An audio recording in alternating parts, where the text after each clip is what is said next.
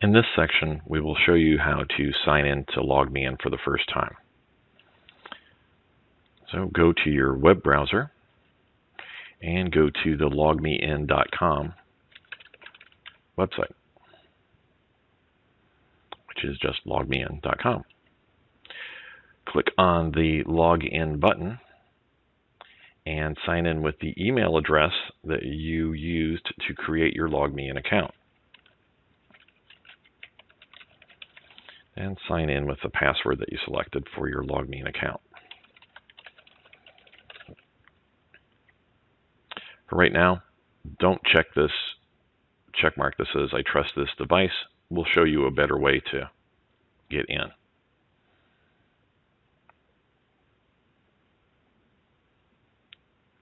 So here we go.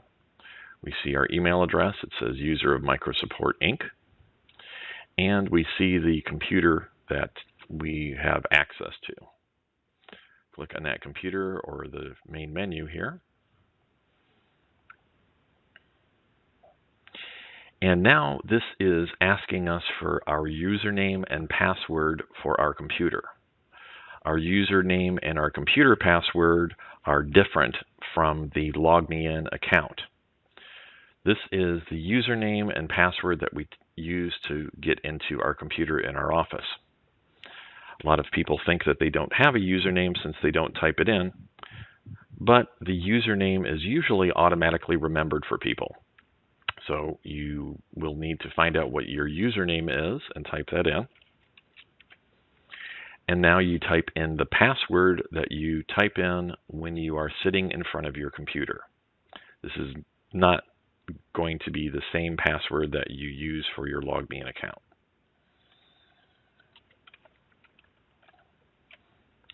On this third blank, if you see one, you will need to make a selection. If your computer has a server which acts as a domain controller, your network has a name. You need to specify the name of your network. You'll see that in parentheses it says this computer. When you have a server that acts as a domain controller, that server controls everything that happens in the network. So the server has the password, not the computer you're signing into. So click on the drop-down arrow and you'll see this is highlighted, this computer. We don't need to use the other one, but the name of your network will be here. You need to select that network name and then click on Login. So this screen looks very busy, but don't let that intimidate you. I'm going to tell Chrome not to remember my password. And if you noticed right down here in the corner, it downloaded a little program for us. This is the LogMeIn client. The LogMeIn client is how we connect from our home to our office computer. So if we double click on that LogMeIn client program, it'll open up for us. It takes just a moment.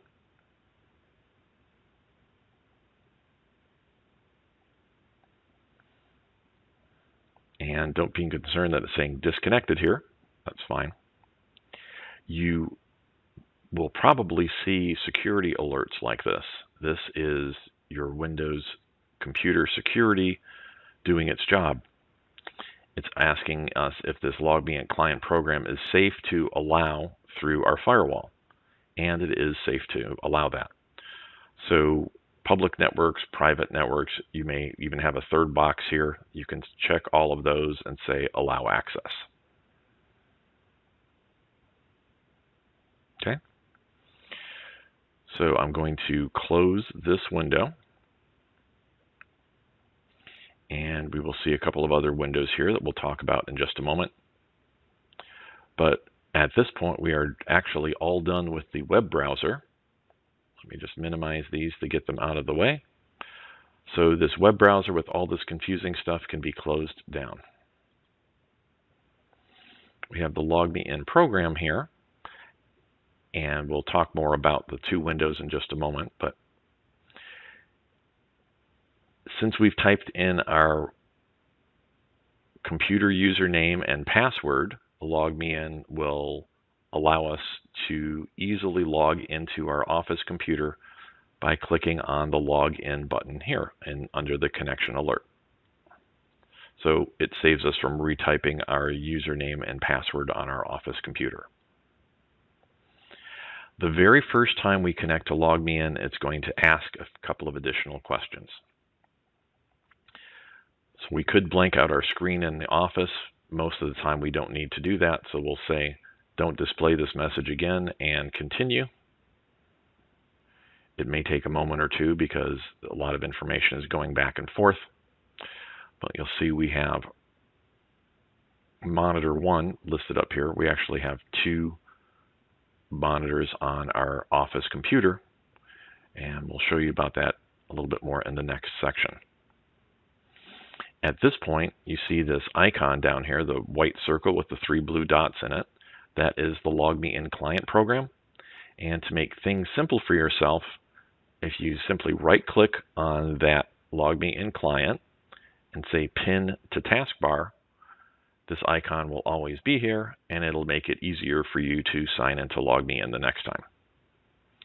So for right now, we're going to close our LogMeIn connection. So we go to the red X in the upper right-hand corner and click on Close. It's asking us if we want to be for sure that we want to end our connection. Again, we don't have to have that display every time, so we can click on this check mark, say yes, I want to end remote control, and there we are. We're back to our desktop screen. Here is our LogMeIn icon, and on the next section we will show you how to actually work with LogMeIn.